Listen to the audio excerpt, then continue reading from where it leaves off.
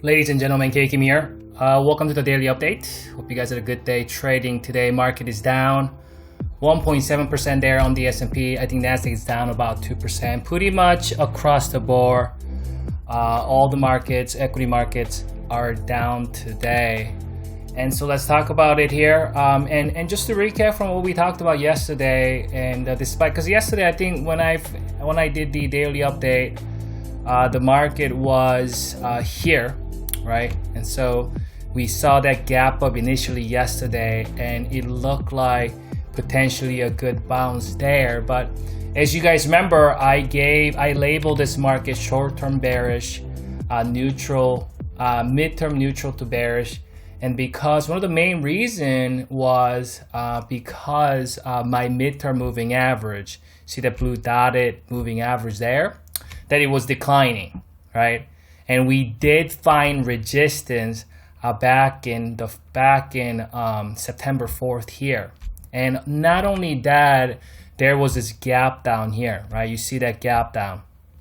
So what happened was yesterday when we gapped up and market did made a move to the upside, it got up, filled that gap, and in that same vicinity, we also saw that that midterm moving average right on that area, kind of like a double resistance. And I had time today to look at the market since the morning time. I had more time today, so I was able to tweet things out pretty much all day long here. So just a quick recap here. So this was this morning, early morning here, or potentially might have been actually late last night. Let me see here, just double check. Yeah, that was a late last night. But basically what I was saying, late last night, watch out for that midterm moving average, because that's where we found resistance just a couple days prior.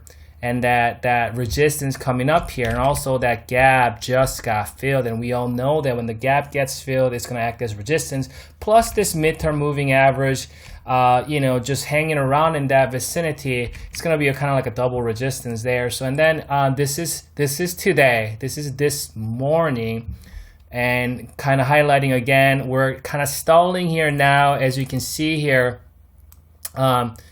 This was yesterday, last hour, and this was today actually. So the market actually gapped up. You see that gap right here. So market actually gapped up in the first hour, and the second hour, that gap actually got closed. So the first hour gap up, second hour we faded it, and then the gap was closed. But keep in mind that midterm moving average there is still, the price is not, at least at this point in the second hour, not able to reclaim and break above this midterm moving average. I extensively covered it on yesterday's video, on the daily video yesterday, and highlighting this midterm moving average, right? And then so that was the second hour there. And then what happened was on the third, fourth hour, right? So that was the third, fourth hour here. Looks like,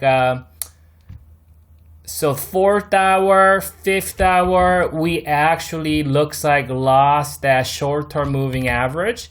And you can see again, I'm annotating here. So this is where we did see midterm moving average acting as resistance, because we did see 2-3 hours of decline. There was some fighting there going on. You can see that long lower wick, some fluctuations, but inevitably on the third hour, we did see the move to the downside, retesting the gap area at 337. But at this point, I was pointing out that my oscillator just crossed down. Even the fact that we had what it looked like a bullish divergence, not able to go all the way back up here, we stopped short, and we just seeing that bearish cross there, while the midterm moving average is acting as resistance, right? And so, and here it goes.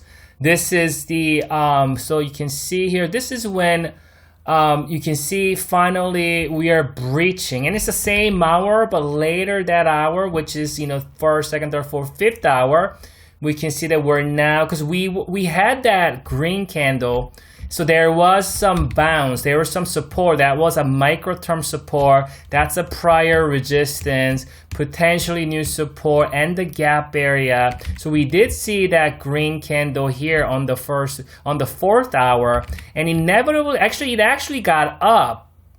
You can see that intra hour we did get up, but my short-term moving average is now flipped, acting as resistance. For some time it was acting as support.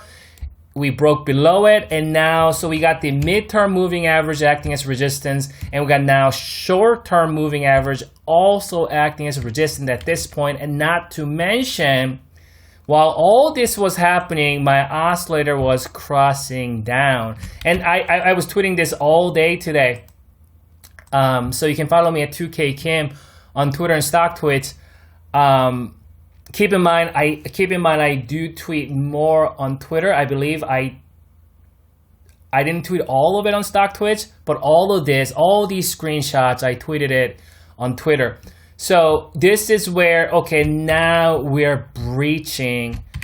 So I'm annotating with my arrow that we're now breaching below that support, saying that bears are now bringing this thing down, potentially to fill this gap all the way down. And that's quite a bit of selling pressure today, because remember, bears had to fill this gap also. There was a 1st hour gap that got filled. There's a little bit of support there, and then they had to kind of wait around the 3rd hour, and then 4th hour and the 5th hour. Bears attempting to fill the gap. There's that big gap here that was open yesterday, right? And then here it comes. We now have breached well below this support of 337. I think that was it. Once that happened, that started to really drip lower here, puking here now once that support got broken. And a lot of the stops are getting taken out also, because I think a lot of people are placing their stop just underneath the gap area. Or a lot of times people will maybe chase it here or up here, something like that, and then they would place their stop. And so all the stops, short-term stops, are getting taken out, and you can see on the 5th hour, and this is all happening, all the action was happening on the 5th hour. You can see that this thing came all the way down, pretty much 80% filled at this point. My long-term moving average hanging around here at 333, however. And then that's the last hour, right? That's a 1st hour, 2nd hour, 3rd hour, 4th hour, 5th hour. There's some dip buying here, but on the last hour, there was a little bit of move to the upside. But at the time, my short-term moving average is curling down. My mid-term moving average is curling down. And also my oscillator is also curling down. So my short-term, mid-term moving average is showing bearish signals, and my oscillator is crossing down. It was pretty heavy throughout throughout this day, as you can see here in the short term of things, this move here just throughout this day, and fill the entirety of this gap, and we're sitting right on my long-term moving average, and that's the final. We're just standing right above it, and it is no coincidence where we're standing, where we're at today at 33.30 or 33.33. The gap got filled, and my long-term moving average in that vicinity, while my mid-term moving average curling down continually. The thing about it is it's acting as resistance now. You see that? Acting as resistance. This is we'd act as resistance on the 4th, and we'd act as resistance today. Now, the only thing bulls can work with at this point is my long-term moving average, as you can see here. The problem is at this point, though, that we have failed bullish divergence. So you guys remember on the last night's video, I was talking about these two instances here. We don't see a follow through, and I put a lot of weight. I really emphasize the fact that price really need to get above my midterm moving average like this and reclaim it and stay above it to make it into a legit bullish divergence. We have a different picture here. We're not, so you see that on here back in June 30th, we did reclaim above my midterm moving average after throwing that bullish divergence. We threw the bullish divergence. What happened here? Different picture. We're not seeing the price breaking above my midterm moving average. Not only that, the oscillator stopped short in the middle of it. We didn't go all the way back up to the overbought level. We stopped short, curling down in, prematurely, and that is going to cause a concern in the short term here. So let's zoom in here, and I'll end the video with this, analyzing this oscillator and the moving average here. So we got the long-term moving average. We're just hitting that level. So going into tomorrow, the sentiment is bearish in the short term, which hasn't changed in the last couple of days, right? I've been bearish in the short term the last several trading sessions. In the midterm, neutral to bearish in the midterm. In the long term, still bullish in the long term because we're still right on it.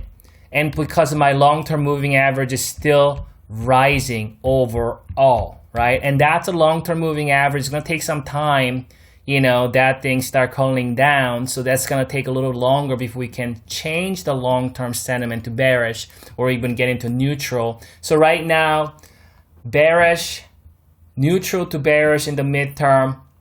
If we lose long-term, I would have to label it in the midterm, kind of getting into a bearish territory. You know what I mean? More of a bearish territory, because now we've been in this below, my midterm moving average for a couple days, and it actually acted as resistance twice.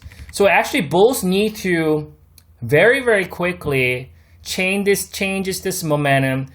Right now, all the momentum is bears have all the momentum, right? So bulls need to find some kind of shenanigan up move to try to bring it back up and reclaim this midterm moving average. The problem is now that we got this resistance now, I have my oscillators curling back down prematurely, not able to go all the way back up here. Looks like a failed bullish divergence attempt. It needed to go all the way back up to sustain that rally or that buying pressure, not able to do it. So right now we're hitting right on that long-term moving average. We have a much better, but we've already got a lot of information today based on what happened today. Despite what we've examined yesterday, we got so much more information. Tomorrow we're probably going to have more. It'll be very, very interesting to see how this market is going to react to my long-term moving average here. We start losing that long-term moving average. We do have a couple gap areas here, this one and this one. And actually, let me put this level here. So we got the prior peak from late July coinciding with the gap area. So that will be a pretty strong support. Next support to watch. And obviously resistance, we got the midterm moving average, that's a resistance. My short-term moving average, that's also resistance. So come back for you guys tomorrow. Tomorrow's Friday, so I will analyze this market extensively. I'll look at other indices as well, and look at a daily chart and trying to figure out what we can find out going into the rest of this month. And we'll do a little bit more. We'll spend a little bit more time on these analysis, on these tickers tomorrow on the market update video. You guys enjoy your evening. Good luck trading tomorrow.